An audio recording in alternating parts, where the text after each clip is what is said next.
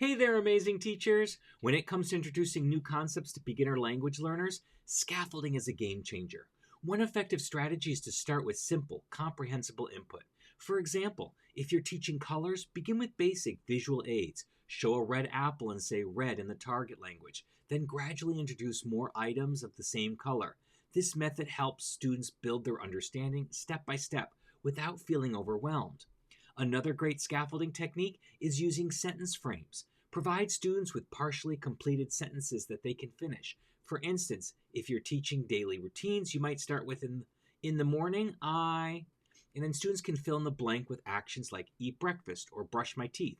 This approach not only supports their language production, but also gives them a clear structure to follow, making the new concepts more accessible. Lastly, incorporate plenty of repetition and practice.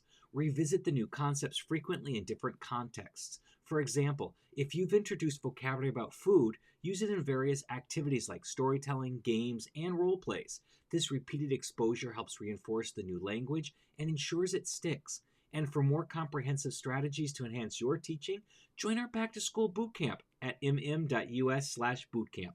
It's packed with resources to help you scaffold effectively and boost student comprehension. Happy comprehensible input!